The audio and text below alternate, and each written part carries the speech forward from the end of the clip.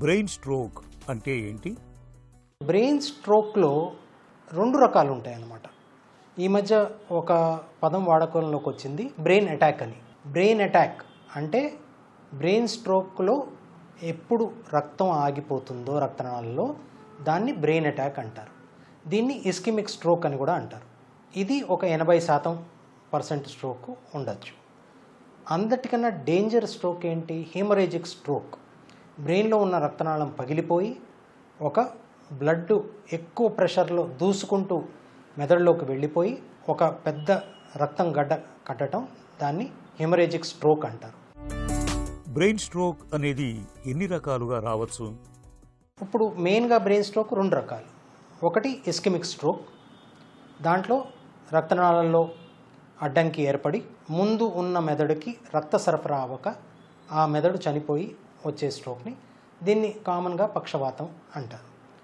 అలాగే haemorrhagic stroke, రక్తం blast అయ్యి రక్తనాళాల నుంచి పక్కనున్న మెదడుని డ్యామేజ్ చేసి వచ్చే స్ట్రోక్.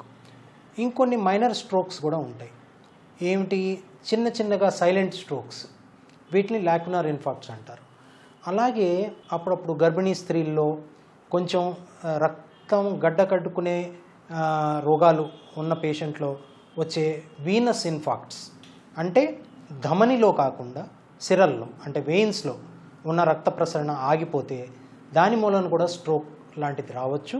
కానీ దాన్ని కామన్గా సిఎస్విటి, సెరెబ్రల్ సైనస్ వీనస్ థ్రాంబోసిస్ అంటారు.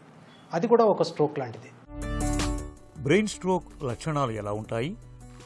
హార్ట్ అటాక్లో ఎలా గుండె నొప్పి వచ్చి ఎడం చేతికి నొప్పి వెళ్తుందని అందరికీ తెలుసు, స్ట్రోక్ లక్షణాల్లో ఫాస్ట్ అంటారు. ఫాస్ట్ అంటే ఫేస్, మొహంలో ఒక పెదెం వాలిపోవటం, నాలుక ఒక పక్కకి వెళ్ళిపోవటం అలా.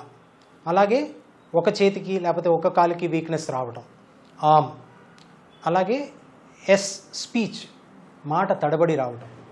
ఇలాంటిది ఏదన్నా వస్తే వెంటనే ఎమర్జెన్సీకి ఫోన్ చేయాలి, తొందరగా అంబులెన్స్ తెప్పించుకుని దగ్గర ఉన్న హాస్పిటల్కి వెళ్ళాలి.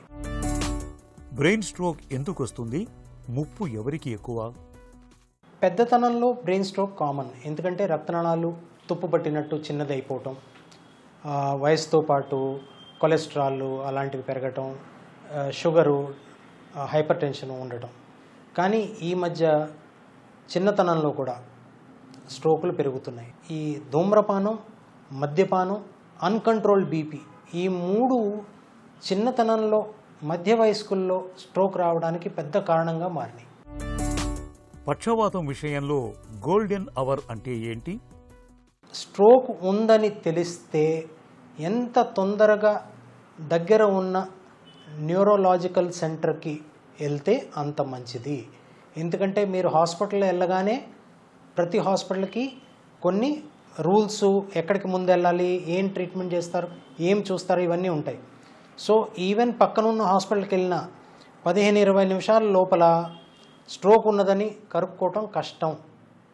ఎంత తొందరగా ఈ స్ట్రోక్ విషయంలో మనకి లోపల ఏముందో తెలిస్తే అంత తొందరగా ట్రీట్మెంట్ మొదలు పెట్టవచ్చు. ఈ గోల్డెన్ అవర్ అన్న కాన్సెప్ట్ ఎందుకు వచ్చిందంటే, బ్రెయిన్ రక్తనాళాల్లో హార్ట్ అటాక్ వచ్చినట్టు రక్తం ఆగిపోతే ఆ అడ్డంకిని ఎంత తొందరగా మనం తొలగించగలిగితే అంత తొందరగా బ్రెయిన్కి వెళ్ళే బ్లడ్ సప్లై మళ్ళీ రీకెనలైజ్ అవుతుంది. అంత తొందరగా బ్రెయిన్ అప్పుడప్పుడు ఏమి డ్యామేజ్ లేకుండా దాని నుంచి బయటపడుతుంది. ఇలా చేయడానికి వేరు మెథడ్స్ ఉన్నాయి. ఒకటేంటి? బ్లడ్ థిన్నర్స్, థ్రాంబోలిసిస్ అంటారు. అది వెయిన్ ద్వారా తొందరగా ఇవ్వచ్చు. అది వెళ్ళగానే సిటీ స్కాన్ చేసి తల లోపల రెండో రకమైన స్ట్రోక్ లేదు, అంటే హెమరేజిక్ స్ట్రోక్ లేదు, బ్లీడింగ్ అవ్వలేదు, బీపీ బాగానే ఉంది, ఒట్టి రక్తం గడ్డగట్టింది రక్తనాళాల్లో అంటే వెంటనే వెళ్ళగానే ఇచ్చేయచ్చు. ఈ మధ్య మన హైదరాబాద్లో కూడా మరిన్ని హాస్పిటల్స్ వెంటనే క్లాట్ యాస్పిరేషన్ కింద నుంచి యాంజియో చేసి బ్రెయిన్లోంచి క్లాట్ని సక్ చేసేయటం, లేకపోతే ఎథెరెక్టమీ, థ్రాంబెక్టమీ డివైజెస్ కూడా వచ్చినాయి. అలా చేయటం వలన ఆల్మోస్ట్ ఏమీ డ్యామేజ్ లేకుండా మొత్తం బ్రెయిన్ ఫంక్షన్ని మనం సేవ్ చేయొచ్చు. స్ట్రోక్ మేనేజ్మెంట్ ఎలా ఉంటుంది? సర్జరీ ఎప్పుడు అవసరం? బెస్ట్ ట్రీట్మెంట్ స్ట్రోక్కి ప్రివెన్షన్. పెద్దతనంలో వదిలేస్తే మాత్రం చిన్న వయసులో మధ్య వయసులో అసలు స్ట్రోక్ అనేదే రాకూడదు.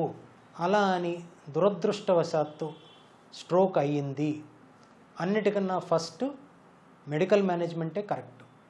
దాని తర్వాత నేను అన్నట్టు minimally invasive stroke, clot aspiration, లేకపోతే థ్రాంబెక్టమీ ఇలాంటివి. సర్జరీ వరకు స్ట్రోక్ వచ్చింది అంటే, ఒక న్యూరో సర్జన్ దగ్గరికి స్ట్రోక్ వచ్చింది అంటే అప్పటికే చాలా వరకు చేయి దాటిపోయింది. న్యూరో సర్జన్ ఎప్పుడు ఆపరేషన్ చేయవలసి వస్తుంది? బ్రెయిన్ చనిపోయి ఉన్న కపాలంలో ఉండక బయటికి వాపు వచ్చేసి నార్మల్ ఉన్న బ్రెయిన్ కూడా నొక్కేయటం ట్రై చేస్తే అప్పుడే న్యూరో సర్జన్ అవసరం వస్తుంది.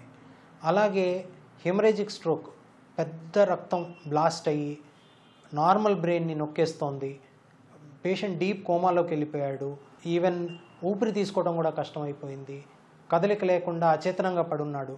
అలాంటప్పుడు హాస్పిటల్కి రాగానే తొందరగా ఆపరేషన్ చేయవలసి రావచ్చు. బ్రెయిన్ స్ట్రోక్ తర్వాత రిహాబిలిటేషన్ ఎందుకు అవసరం? పక్షవాతం అన్నది చాలా పెద్ద డిసెబిలిటీ.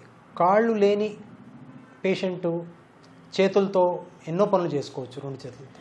అలాగే చేతులు లేని వాళ్ళు మెడల్ విన్నర్స్ అయ్యారు. ఒక చెయ్యి ఒక కాలు పని చేయకపోవడం మాత్రం చాలా దుఃఖమైన విషయం. పేషెంట్ నిటారుగా కూర్చోలేరు, తనంతట తను ఫీడింగ్ చేసుకోలేరు, తన సెల్ఫ్ కేర్ చేసుకోలేరు. అప్పుడప్పుడు దురదృష్టవశాత్తు మాట ఉన్న చోటు స్ట్రోక్ వస్తే మాట కూడా ఇంకొకరికి ఏమనుకుంటున్నారో చెప్పలేరు. దయనీయమైన స్థితి. సో దీంట్లో రీహాబిలిటేషన్ ఎంతో ఎంతో ఇంపార్టెంట్. ఎందుకంటే ఒక చిన్న పాపాయిలాగా బ్రెయిన్కి మళ్ళీ మనం అవయవాలను ఎలా కదిలించాలో నేర్పించాల్సి వస్తుంది. నేను అనేది ఏంటంటే, రీహాబిలిటేషన్ ఒక స్ట్రోక్ పేషెంట్ బాగుపడటానికి 90% దాకా దాని అవసరం